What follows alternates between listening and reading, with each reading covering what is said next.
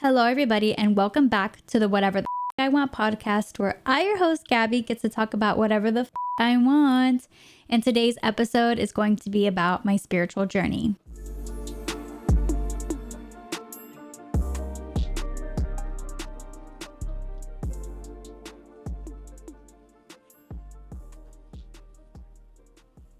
For those who don't know, I grew up Catholic. The very first place my parents took me to outside of the hospital was to the Catholic Church. My mom did this with each of my siblings, and my parents were definitely super religious growing up. I went to church every single Sunday. I would go to mass, sometimes in English or Spanish. I was an altar server. For those who don't know, that is the person who goes up with the priest and who helps them with the bread and the wine. And I would also do a lot of the readings in mass.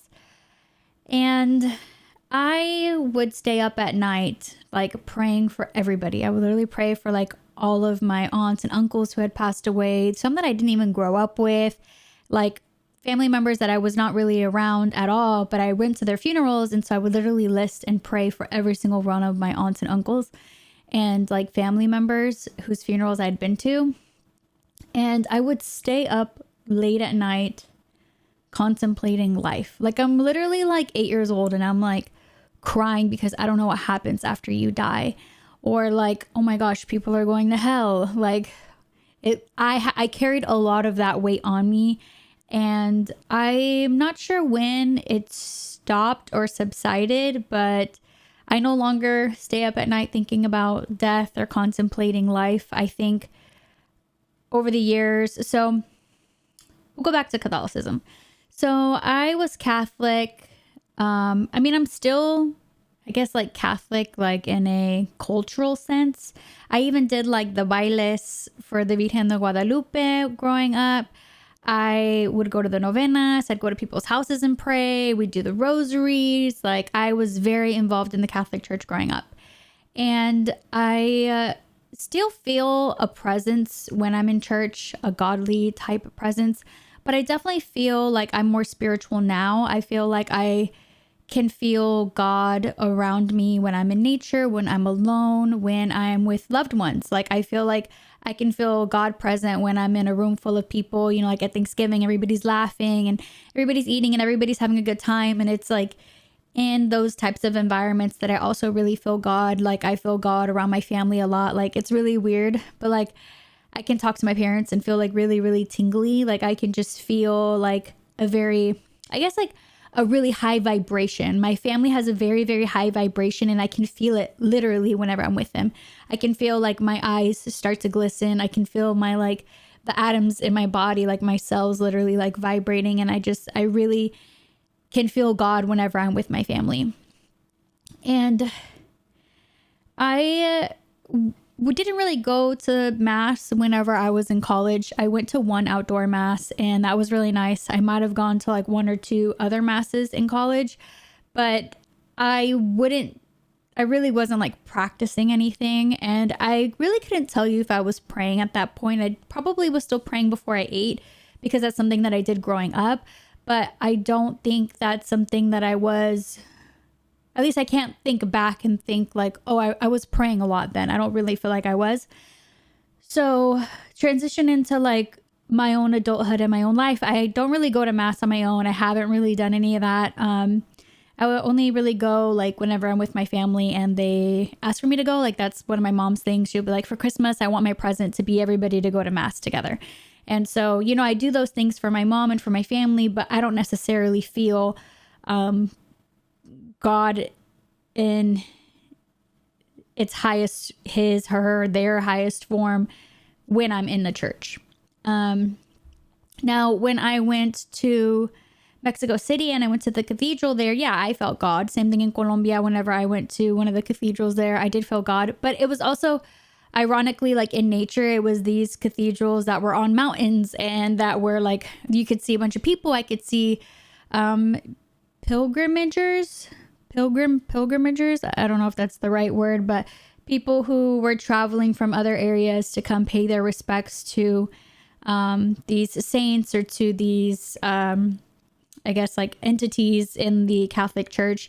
And I could feel God. Like I can feel their pain whenever I see them kneeling and like like going across,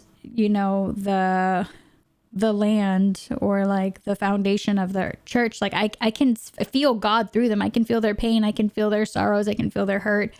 And you can feel their, I don't know, like whatever weight that they have on them. Like I can physically feel that.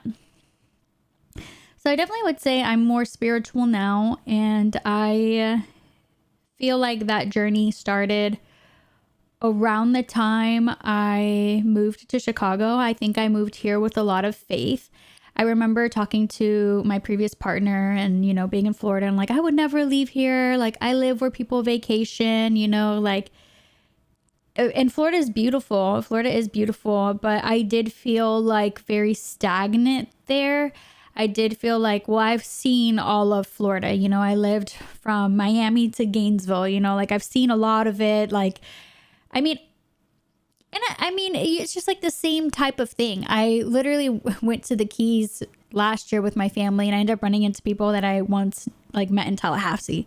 It's like the state is big, but it's also so small. It's just like the world is massive, but it's also just such a small place too. So I think moving to Chicago helped like kickstart a lot of my spiritual journey because I was like allowed to block out whatever family was telling me, whatever friends were telling me. Like I was able to just develop my own relationship with God and the universe. I still use the term God, but I think like overall, I do mean like Earth, the universe, like the galaxies and beyond. Like I think we're much more than just a human experiencing things on Earth. I do think everything's interconnected. I do think that there has to be bad for there to be good. You have to have darkness to appreciate the light. I do think that there has to be balance in the world. I do believe in karma. I believe everything that you put out comes back to you. I feel like I've lived a lot of my karma. I think I've gotten my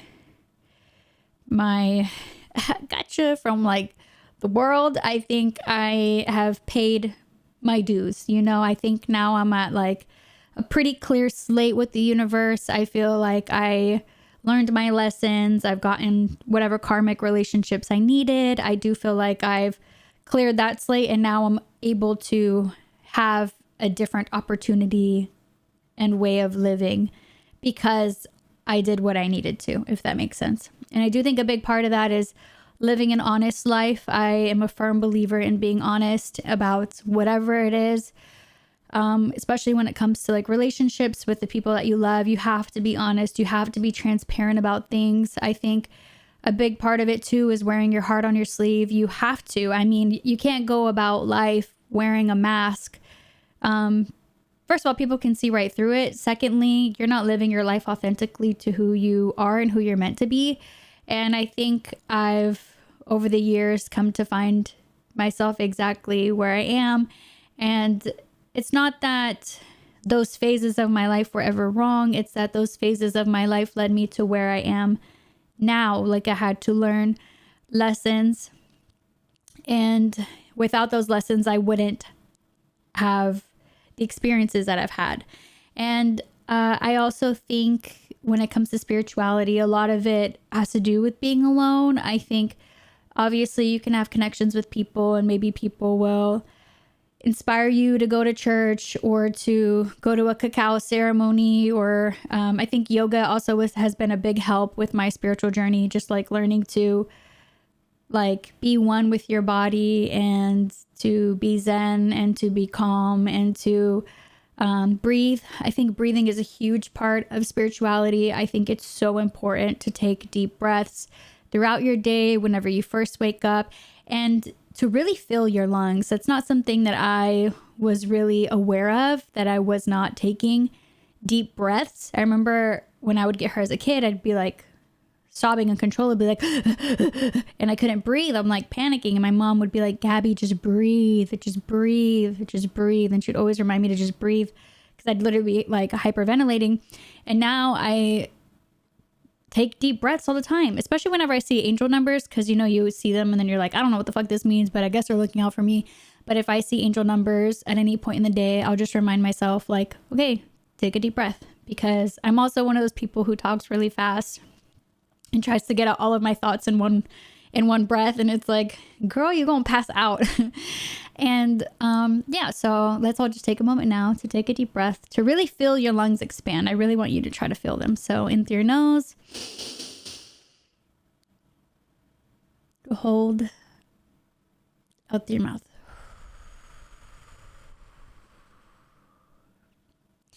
And whenever you take deep breaths, it really makes you truly calm down. And I feel like tingly whenever I take deep breaths. Like I just feel so like calm, so awake, so at peace.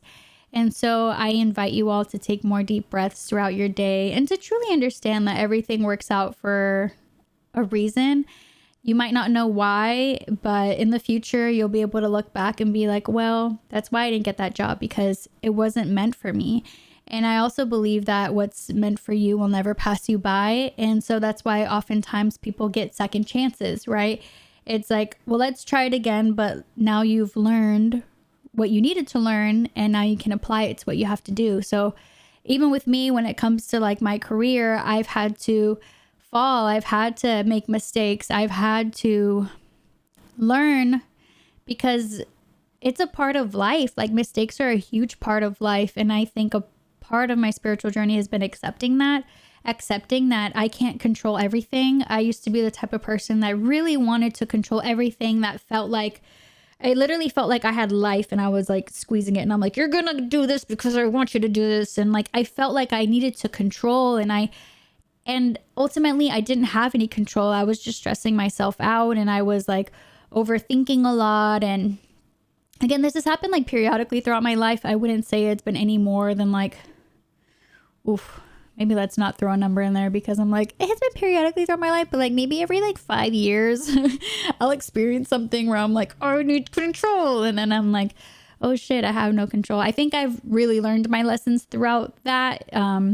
Those experiences is like, I can't control a lot of things, but what I can control is how I react to things, how I treat people, how I approach situations. I can control those things. And so I try my best to approach those situations with love, with kindness, with peace, and with empathy. I think we need to realize that it's my first time on earth, and it's my mom's first time on earth. It's my dad's first time on earth. It's my grandma's first time on earth, and no human being is right, and no human being is perfect. And so it's just about learning how to navigate those relationships through trial and error. And that's what life is. Life is trial and error.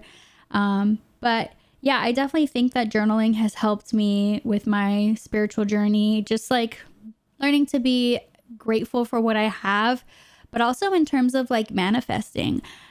I have manifested random things like free meals. I've manifested, trying to think of like something like super, like what's something cool I've manifested. I've really been trying to manifest the free tank of gas. I'll let y'all know whenever I get that.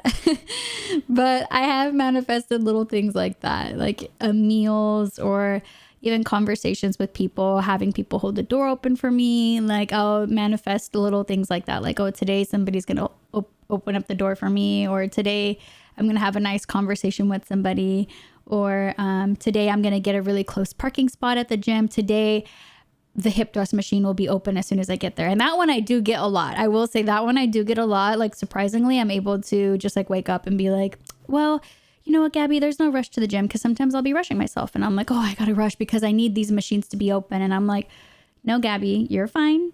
Whenever you get there, all the machines that you need are going to be available to you. And if they're not, then it wasn't meant for you to do that day or at that time. And more often than not, I go to the gym and those machines will be entirely open, and I'm able to do my entire workout routine without having to wait on anything.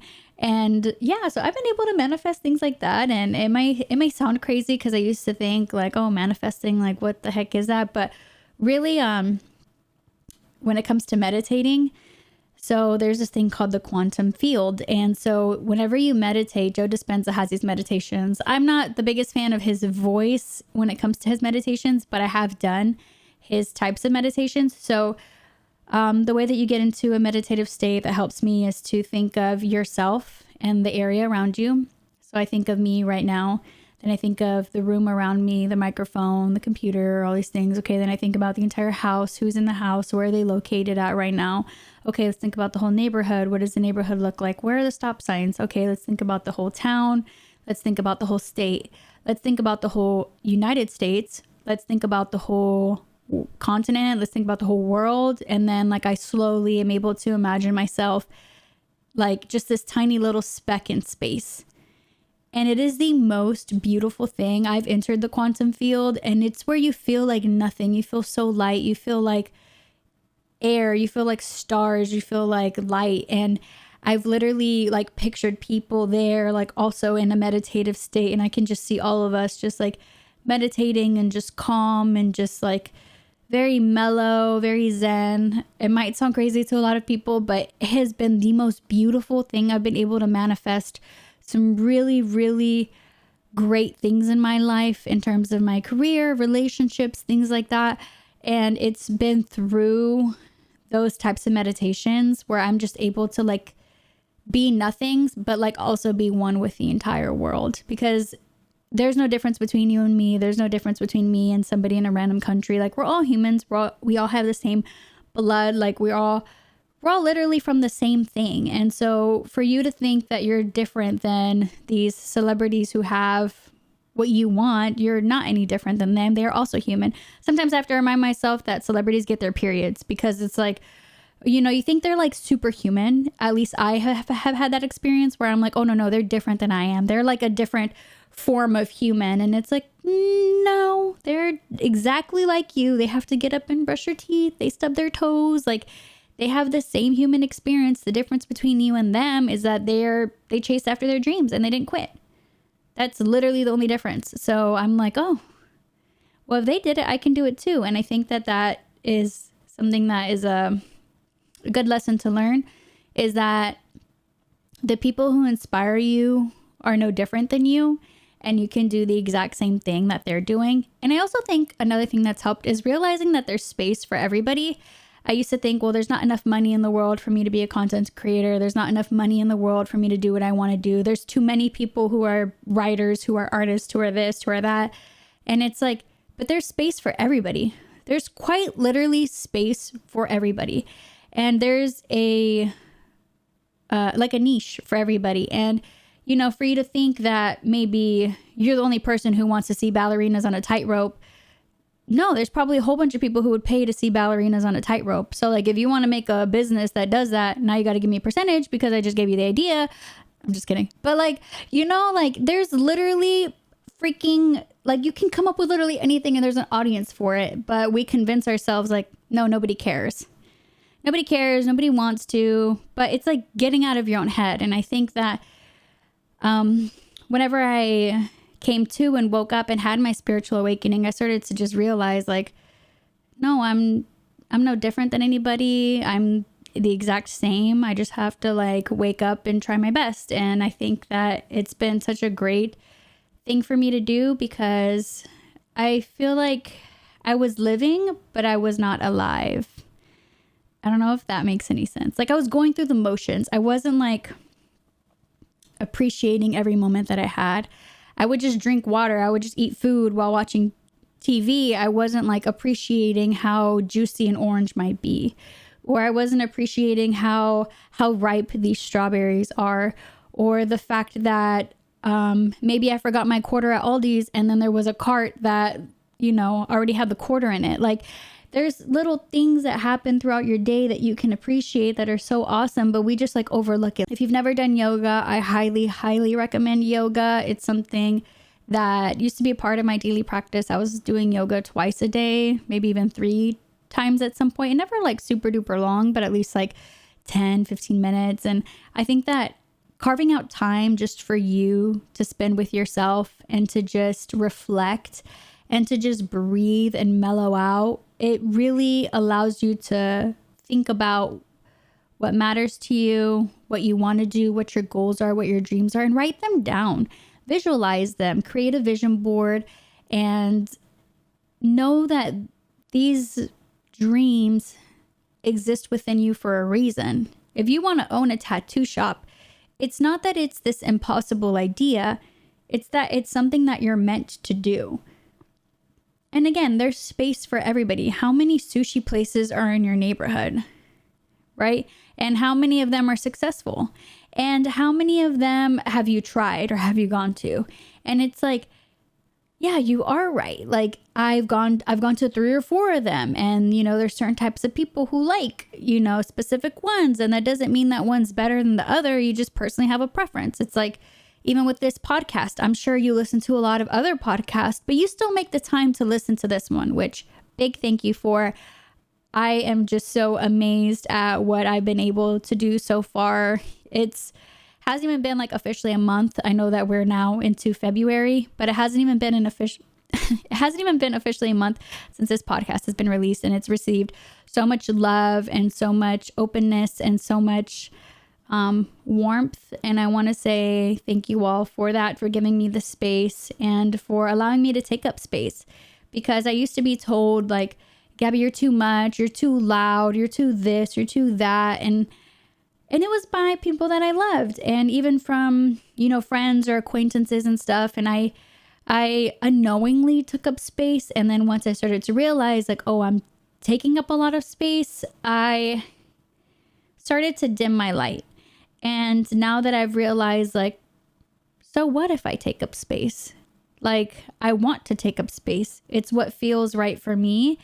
And I am loud, and I am a go-getter. I am like a jokester. I am, these things, but that doesn't mean that I'm going to allow people to dictate who I am or who I'm going to be, because ultimately that's up to me. And I'm grown now. I've learned what I needed to learn. I'm now comfortable with myself and in my body.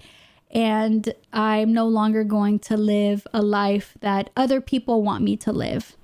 Live your life for you, because at the end of the day, you're kind of all you have. Like, although we do have like communities and things like that, you got to live with yourself for the rest of your life. Like, you got to. So make your brain a nice place to hang out. Make your heart a nice space to love. Make your space a space that you want to be at and that you enjoy. Date yourself. Like, I think a big part of your spiritual journey is just a part of falling in love with yourself. And the way that you do that is by spending time with yourself. Like, I love spending time alone. Like, I used to not like it. I didn't like going to the grocery store alone. I just felt very like too seen. And now I'm like, yeah, I'm grocery shopping alone. I'm a big girl. Yeah, I go to the gym alone. I'm a big girl. And now I'm like, wow, like I can do these things alone. I never needed anybody to do them, but I needed to find that confidence within myself. And how that started was just by doing it. Just like, I was thinking about it with Nike. I was like, dang, Nike has a brilliant slogan, and I totally agree with it. Like, just do it. Like, stop making up excuses. Stop saying this or that. Like, you make time for the things that you want to. Okay. You want to go hang out with that guy? Okay, well, you're making time for him. Why can't you make time to spend like 30 minutes? You have 30 minutes to have like 30 minutes doing your hair and playing some high vibrational sounds and doing a little face mask. Like, you have the time. You're just not making it. And so I encourage you to make the time to really figure out what the universe, what your higher self, what God is trying to tell you and speak through you to do, because we all have a calling. Everybody has a different calling. Everybody has a different purpose, and only you know what that purpose is. But it's time to find that and to live life according to that. And for me, I think a lot of my purpose is just to create and to inspire. And I feel like that's a lot of what my Creates page is. And it's stuff that feels natural to me. It doesn't feel like, oh, I'm pretending to be somebody that I'm not. Like, although I'm not super happy and like, super like extroverted 24/7, that doesn't mean that that's not a large part of who I am. A large part of who I am is somebody who's talkative, who is, outgoing, who does have these motivational talks, who does like to have real conversations and connections with people. That is a huge part of who I am. And so I think it's just about communicating that now through the internet, which is another thing that I love. I love content creation. I love the internet. I love apps. I love user experience. I love web design. I love graphic design. Like, I love a lot of those things. And now I can apply a lot of those things to my purpose, if that makes any sense. I have not quite finished my book about Buddhism, but I do feel like a lot of religions have a lot of things in common. And I used to doubt whether or not Jesus was real, but I had like a meditation session or whatever. And so Jesus is real. I did learn that Jesus is real. And I had a discussion with my family because they're like, you need to believe in Jesus to go to heaven. And I'm like, no, I don't think so. And my family member was like, no. Jesus is your straight shot to heaven. And I'm like, no, that's not true. For me, you just have to believe in something. If you even believe in heaven. But I do think that it's important to believe in something out there, just to believe that the earth is its own entity, or to believe that we're connected with the earth, or to believe that, you know, if you believe in astrology, like, you know, that the stars mean something, that everything has a purpose, everything has a meaning, nothing exists without meaning, and that there's like a circle to all of this. I think that's really important to believe in. I don't think that there's necessarily a right or wrong way when it comes to religion. I think religion is something that people need to believe in something, but like I don't need that. You know what I mean? Like, I have my own path, my own relationship with God, with the universe, and that's through silence, that's through, you know, music, it's through dancing, it's through laughter, it's through food, it's through experiences that I feel close to God. But for other people, it's in churches, it's in mosque, it's in, you know, other things. So I do think that, like, as long as you believe in, like, you not being the biggest, baddest person in the entire world, and you're like a narcissist or have like a giant ego, I think that you're good. And also, like, when it comes to your ego, like, having an ego death is like wild, but it's so true. Like, I remember thinking, well, not that I was better than everybody, but like, I'm amazing. I don't need to change. I'm great. And it's like, I was humbled real quick. Like, no, I'm not perfect. I make mistakes, and that's okay. It's a part of being human, and that's all I am. You know, all I am is human, and I don't have control over everything, but it's about letting go and rolling with the punches, because when one door closes, a billion other doors open. So don't think that the end of a relationship is the end of the world. It's not. Don't think that losing your job is the end of the world, because it's not, because it's probably pushing you to what your dreams really are and to what your ultimate goal really is. So use those blockages as like redirection. It's redirection to whatever life that you're supposed to be living. And believe me, I've lost a lot of things in my life, but in reality, I was gaining so much more. But I just needed to lose those things to realize that there was much more to gain. So yeah, that's my spiritual journey, y'all. I'm sure there's so much more to share, and I'm still going on this journey. So feel free to ask any questions that you have about my spiritual journey, or share yours. I would love to hear what your journey with God, with the universe, with your higher self has been. What meditations do you like? I would love to try them out. Don't forget to leave this podcast a review, and I'd love to see you all in the comments. Catch you in the next one.